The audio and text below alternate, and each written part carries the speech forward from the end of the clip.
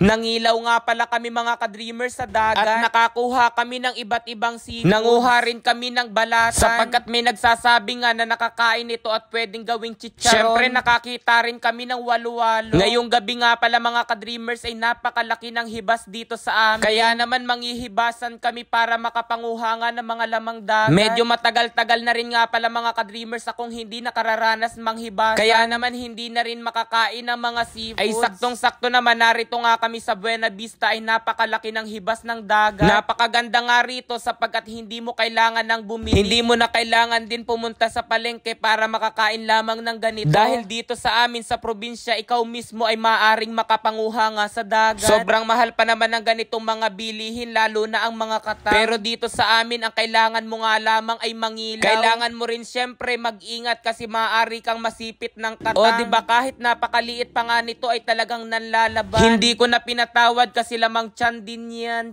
Bale, ganyan nga pala ang tamang panguhuli mga ka-dreamers ng katang. Tutuunan nyo muna yung pinakambuong katawan tapos hahawakan ng dalawang sipit. Medyo maputik na nga pala mga ka-dreamers kaya naman nagyapak na ako. Abay kung alam nyo lamang muntikan ko ng matapakan itong ahas. Akala ko nga'y patay na pero buhay pa pala. Ang tawag nga pala sa amin dito niyan ay walu-walo. Nakapana rin nga pala itong aking bayaw ng patuna. Tinaga ko na nga pala itong katang kasi baka mamay lumusot pa sa butas. Mahirap kasi manggama ng katang kasi baka mamaya kagagama mo ay talagang masipit ka lang. Nagbubuklat din nga pala ako mga ka-dreamers ng mga bato sapagkat ang katang nga ay madalas ay nasa ilalim nito. Minsan naman may nakadikit dito na mga shell foods. Nakakuha nga pala ako ng kilay amo. May nakita rin ako na maliit na gutos.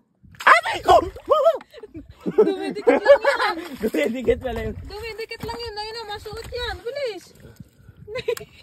Mga ka-dreamer. O diba napakaliit lamang pero nagulat ako. Pagdampot ko kasi ay bigla na lamang dumikit sa aking palad. Bali dito nga pala sa amin ang tawag namin roon ay gutos. Isang uri ng lamang dagat na parang pugita pero maliit lamang. Alam nyo ba mga ka-dreamers, ito talaga yung dahilan kaya umuwi rin kami rito sa Buena Vista. Dahil nabanggit nga sa amin ni na Mama Nerms na malaki raw ang hibas kapag gabi. Abay kaya naman kahit hapon na nga noong Sabado de Gloria ay kagkag kami papunta rito para mangilaw nga ng mga lamang dagat. Sapagkat ang madalas nga naluto namin dito mga ka-dreamers ay ginataan. Minsan naman ay ipinapanglahok sa mga ginataang gulay tulad ng langka, dalungyan at saka naman papaya. Nakakuha rin nga pala ako ng kakaibang katang. Bali ang tawag sa amin yan dito mga ka-dreamers ay cordero. Ang pagkakaiba nga lang nito sa katang ay madalas maroon tapos makintang. Ito naman ang tawag sa amin ay susong dalaga. Madalas sa mga shell ay nakakamuflage. Kung mapapansin ninyo mga ka-dreamers ay nakakulay nila ang mga bato. Iyon ay advantage nila para hindi makita. Pero syempre nakita ko pa rin dahil malinaw naman ang mata ko kasi ikaw mismo nakita ko.